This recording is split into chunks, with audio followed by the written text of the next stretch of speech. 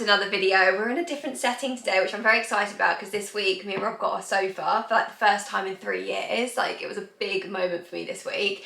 I won't go into the reasons of why because that's boring, but anyway, we've got a sofa and it's like just doing everything for my soul, and it also means I have another little filming setup, so I'm very excited about that. So let's dive into today's topic, which is all about the thyroid, as I said. So I really want to dive into something quite specific about this, which is testing TSH, which is your thyroid stimulating hormone. Testing that on its own is not enough to properly determine your thyroid function. And this is a really big problem, honestly, in our medical system, with like general practitioners, doctors, etc., because this is their gold standard marker that they go by. Some surgeries might chuck in like a T4 as well, but they are essentially looking at like 1 or 2 slices of like a 6, 8 plus piece pie. I kind of butchered that, you know what I'm saying? So they're looking at one very small part of it, but there's so much more to consider with thyroid health. And because of this, so many thyroid disorders actually go undiagnosed and unsupported. The amount of clients that I have who come to me who have had that investigated, been told by their doctor, oh, everything's normal, but they're struggling with all the symptoms under the sun that do actually correlate with thyroid disorders. And they come to me feeling very defeated, and I'm like, it does sound like something's going on, and we dive into it and look deeper, and we do actually find there is imbalances there in their thyroid. So it's really, really common. So if you feel like any of that resonates with you, or you feel like you're in that place where you're like, I have these symptoms, but I just keep getting told that I'm normal, hopefully this video is going to help you out. Also, at the end of this video, I am going to answer some of your questions. So I did put a post up about thyroid function on my Instagram this week, and I said to leave your questions for this video. So I'm going to go through those. And also, if you want to be a part of any of the Q&As I'm going to do at the end of each topic, like videos that I do, make sure you're following me on Instagram, because that is where you'll be able to submit your questions and also hear about the topics that are going to be coming up on my channel. So let's start off with what the thyroid is. So the thyroid is a gland that's located in your neck. It is just below the just below the Adam's apple. It's like a butterfly shaped gland, and the purpose of your thyroid is, firstly, it's like your body's thermostat, so it plays a really big role in temperature regulation, but overall it is a energy regulator, so it's a really big part of our energy and metabolism. Now, to explain this in the most simple way possible and the easiest way to understand, but also just really give you the knowledge and understanding of how the thyroid works, I'm going to talk you through the pathway of how the thyroid gets stimulated and kind of what happens during that process. So there's 2 other glands we need to also bring into this picture. One is called your hypothalamus and one is called your pituitary gland. Your hypothalamus, I always explain it, is like the CEO of the endocrine glands. It is the big boss, it is the main man that's like really telling everyone what to do. So this is where we're going to start in this pathway. So essentially, your hypothalamus will detect, like for example, let's say it's really cold outside, your body will detect, okay, it's really, really cold, I need to stimulate my energy systems. So your hypothalamus will release something called thyroid releasing hormone, so TRH, and that will then signal down and it will go to the pituitary gland. Now the pituitary gland, if you think about it in terms of like a company, we've got our CEO, it's the hypothalamus, pituitary gland is like the managers, essentially, okay? So that's that level. So we're going down to the pituitary gland, and we're going to be telling the pituitary gland, hey, we need to start kicking these workers into gear because we need to get these energy systems going, and I need to regulate my temperature and etc. Okay? So the pituitary gland be like, right, I'm the manager's now going to go and get all the workers to work. So the pituitary gland releases something called thyroid stimulating hormones. That is the marker that the GPs will commonly test, so TSH, and it will signal that thyroid stimulating hormone to the thyroid. Okay, so this is where we are now activating that thyroid. Now, once we're actually activating the thyroid, this is where, like I said, the workers are getting to work, and we're going to release the thyroid hormones. So the thyroid hormones, we've got T4 and T3. Now, what's important to know about T4 and T3 is that you produce much more of T4.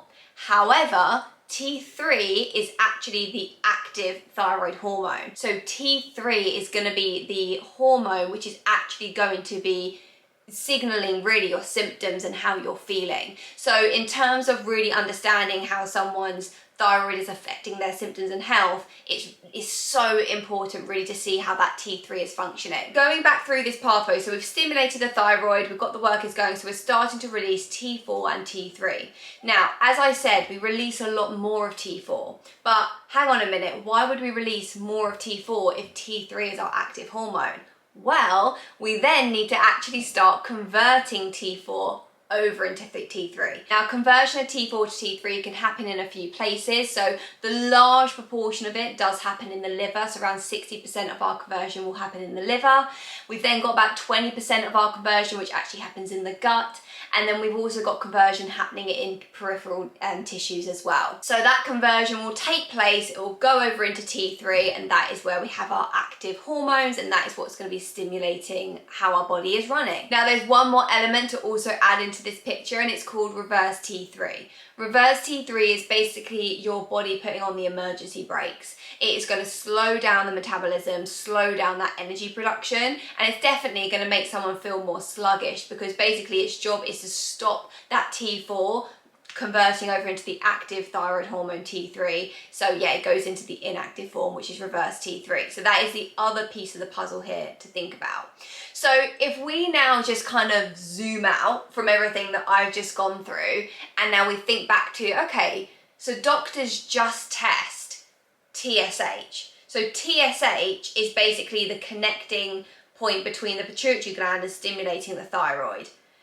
Can we start to see where there's problems in this? Because if we now zoom out, it's like, okay, well, for example, this is really common.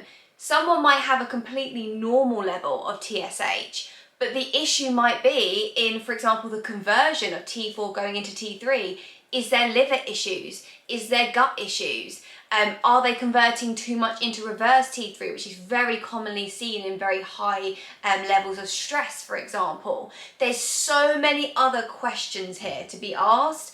And also, when we're stimulating the thyroid, okay, someone's producing good amounts of TSH, has the thyroid actually got the nutrients and the support to actually produce the hormones in the first place?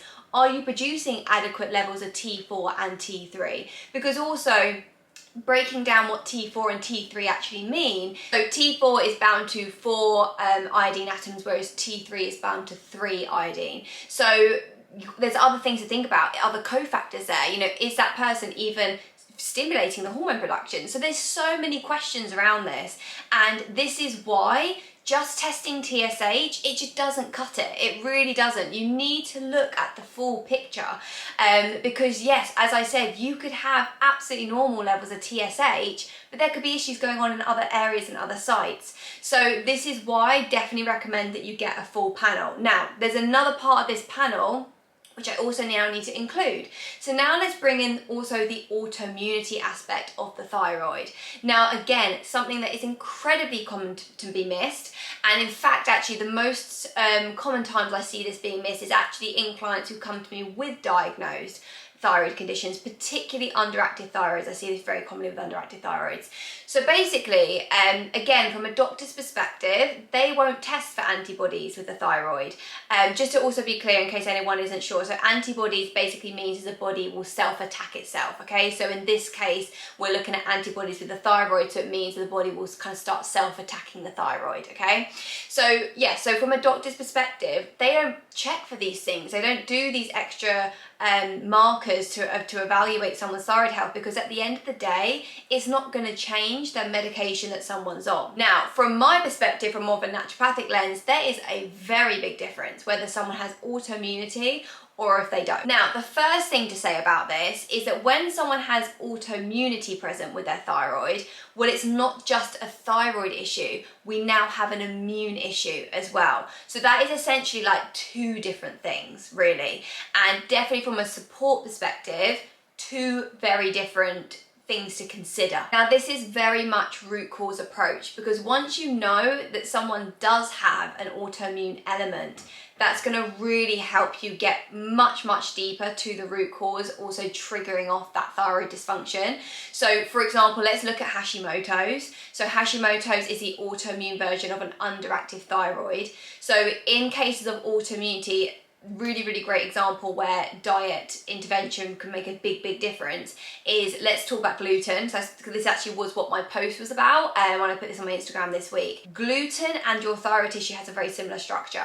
So what we actually have seen now is that when you ingest gluten and you do have autoimmunity against your thyroid, every time you're ingesting that gluten, even if it's a little bit, like it doesn't matter the how much, even if it's like a small bit as well, that is going to be stimulating that inflammation autoimmune cascade, and basically the body is just gonna mistake it and be like, oh, start attacking the thyroid. So you just keep chipping away, wearing more and more down on that thyroid. This is such a common culprit of what I get a lot of people come to me who have got diagnosed thyroid conditions and they're on the medications, they're already doing that kind of stuff from their GPs, and they're like, do you know what, I'm just not getting anywhere, I still feel like rubbish, my symptoms are still flaring, and I really make them, I'm like absolutely from the beginning, I'm like, do a full panel, because even with their medication, everything they're going off, they're just going off of like a TSH and maybe a T4 reading, that's pretty much it. So we do a full panel, and the amount of times I've got clients who come up positive with autoimmunity,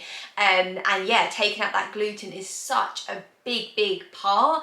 But this is also where having all this information comes from like a preventative side as well, because actually if you can know about this stuff as soon as possible, there's much more chance you can really do something about it, reverse it, and then not get yourself in a place where you might even have to get on thyroid meds, because that is honestly a really strong possibility for a lot of people with thyroid disorders. Sometimes that disruption and damage has gone so far that they do need the medication, and that is something that really does need to be considered. And what's hard with the thyroid is that once you are on medication, it's very hard to get off. So preventative health is so it's like worth its weight in gold, honestly. But there is also other elements to it as well. It's not just as simple as like, remove gluten, your autoimmunity is cured. There's definitely other things to think about, because with autoimmunity, yeah, as I said, it's an immune issue. So this is where, like, yeah, we're supporting the thyroid, but actually we've got to support the immune system. So other things that can come into play with that person, definitely the gut, such a big link with autoimmunity and the gut health state. Also, certain bacteria strains can be present in the gut, which can drive up more autoimmunity. For example, strains like Klebsiella, very commonly linked with underactive autoimmune thyroid conditions. So there's lots of things to consider, and also even like dietary things they can consider, supplements, things that they can consider, but we need to basically get that toolkit out to really start supporting and rebuilding that person's immune system and kind of putting the fire out. That's really kind of what we're doing. And then similarly on the other side of the coin, we've got Graves' disease, which is the autoimmune version of a hyperactive thyroid, so an overactive thyroid. And with Graves' disease, basically that autoimmunity is overstimulating the thyroid. So basically it's overstimulating the production, everything's kind of in overdrive, because that's what you see in the patterns with hyper thyroid cases. I will say though, with Graves' though, I think it's really interesting to know, very common to see with people who have got Graves' disease, it actually flip between Graves' and Hashimoto's.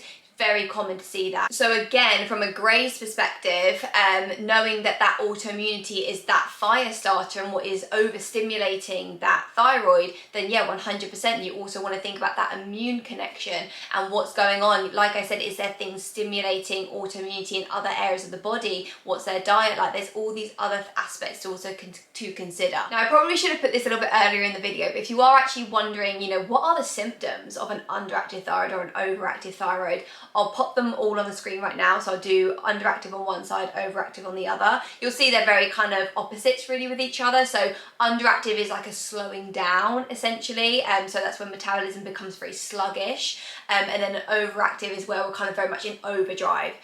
So for example, like let's take weight as the example here. So in an underactive thyroid state, it's very common to see people have issues with their weight because their metabolism is being affected. Whereas in overactive thyroid, you see people actually, it's like they try, but they can't put on the weight because their metabolism is so fast. I will just say though, particularly from the weight perspective, because I also hear this sometimes when people come to me, is they're like, I'm really suspecting there's a thyroid issue going on, and they're like, yeah, but I don't have any issue with my weight. It's not a one thing fits all, okay? Some people have an underactive thyroid, but they actually don't struggle with their weight. That's just something that they don't have as a symptom, okay? So everyone's symptoms can really differ.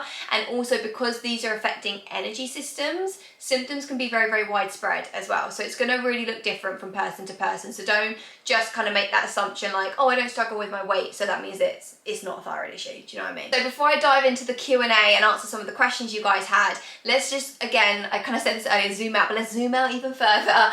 And now just kind of look at this full video and everything really that I've been speaking about so far. And I'm really just hoping my main purpose of this video and takeaway for you is to really see why it's so important to actually get a full thyroid panel done, and why just going off TSH alone, it doesn't cut it. It's not enough, and understand why this is why so many things do get missed. Just had to change my battery, and it all of a sudden has gone so dark outside. It looks like it's like 4 o'clock, but it's like only, what is it? Just gone 12:30. Maybe I'll put this light on. Let's just make like the vibes a bit cozier. There we go. And let me dive over into this Q&A. I've actually just thought of like a question, not really from one of you guys, but something that's just come into my head, which I imagine a lot of you are probably asking right now in your head, is where do I even go and get this testing done? So if you want to get a full thyroid panel done, there is so many companies that do these. You want to make sure it's a blood draw, so it's a blood test, that's what the word I'm searching for. On the screen right now, I will put all the markers that you want to make sure are included. And also to say, I do offer test interpretation. So if you're like, I don't really want to work one-to-one, but I do want someone just to kind of go through my test results and explain to me what they actually mean, I do offer test interpretations for £50. So I'll leave that information down below. You can email me, I'll leave my email down below as well. Or similarly, if you actually have got test results, or maybe you're watching this actually with a thyroid condition and you really want to dive a bit deeper and need some help around this, then I do work with clients one-to-one. So all that information will be down below, which you can check out. I feel like some of these questions I've actually have answered in the video already. There's one here that says how to lower anti-TPO if anti-TPO is the only elevated marker. Could it be a sign for anything else? So this is, I'm assuming this is basically a case where all the thyroid markers are coming back in range and working well, but it's just the autoimmunity markers that are elevated, so in this case anti-TPO. So yes, you want to be thinking this is an immune issue, so basically you want to be getting to the bottom of autoimmunity. I would say if someone has got an elevated anti-TPO, I would definitely be thinking about gluten, 100%.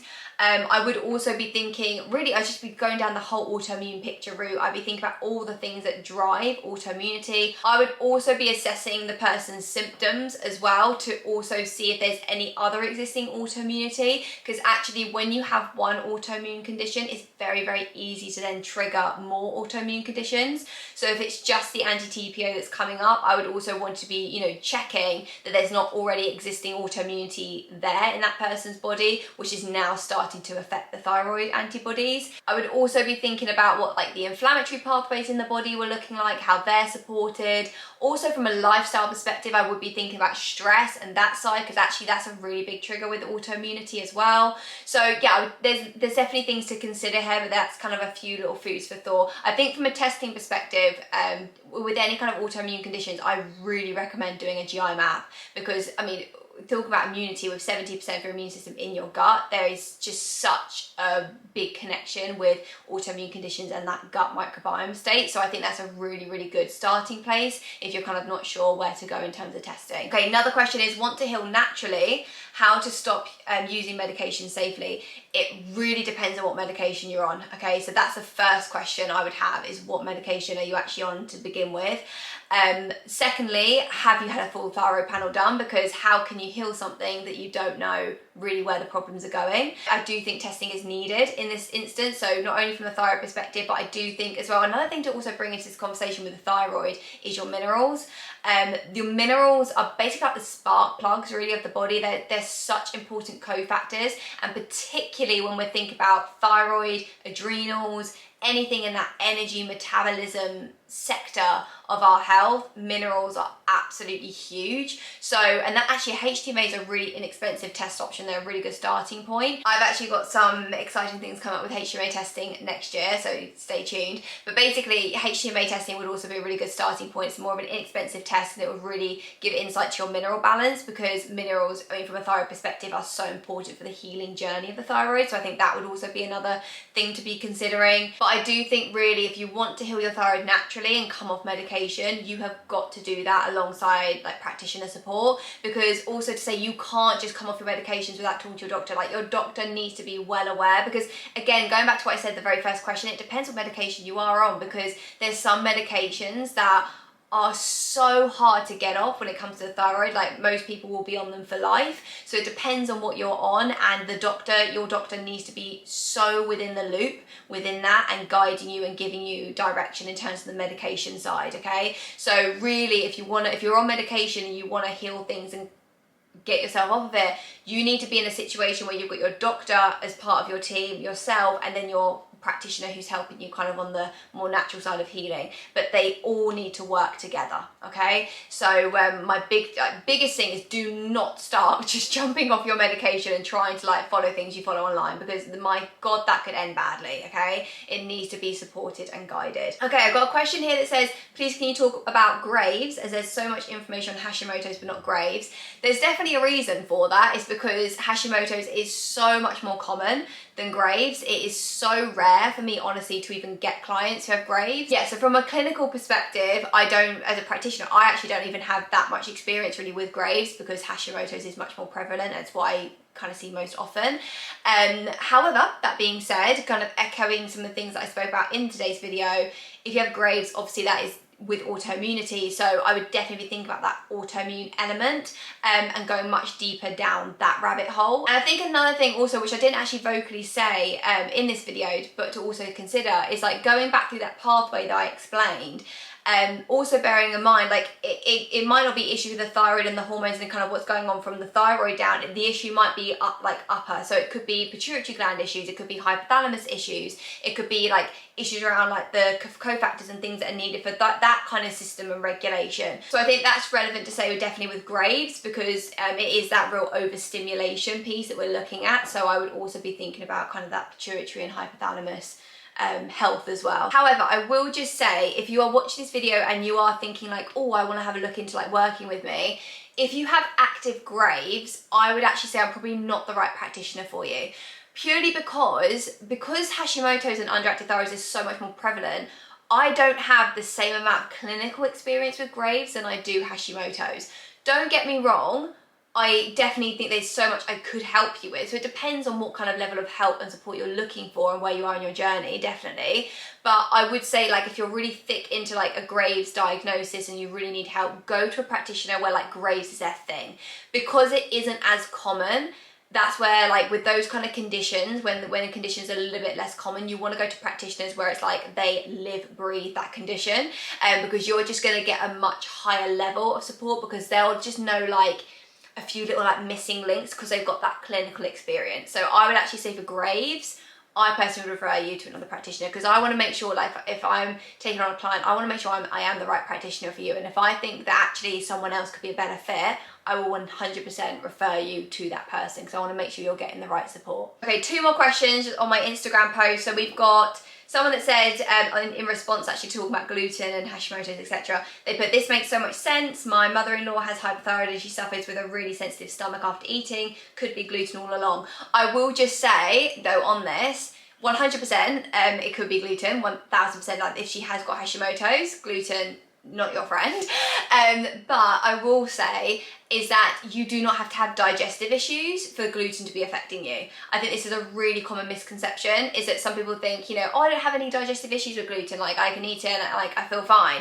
That means nothing. Like, I can't tell you how many celiac clients I've worked with and actually didn't have any digestive symptoms. All of their symptoms were actually neurological symptoms. So yeah, I really want to also just say that, is that you don't have to have like digestive issues with gluten for gluten to be causing an issue. So do just bear that in mind. Okay, and then we have another gluten related question where someone's asked, what's the story with gluten and Graves' disease? So going back to Graves', a little bit different. So with Hashimoto's, the autoimmunity is actually attacking the thyroid tissue. With Graves' autoimmunity, basically the autoimmunity is more so mimicking thyroid stimulating hormone. So that's what's kind of triggering the overstimulation of the thyroid. So it's a little bit different. So with Graves', you may find like the gluten isn't having kind of the same effect. However, at the same time, kind of rewinding back to something I said, is that it's very common for people to actually switch between Graves' and Hashimoto's. So I would actually say, like, if you with both types of autoimmunity, I personally would keep the gluten out,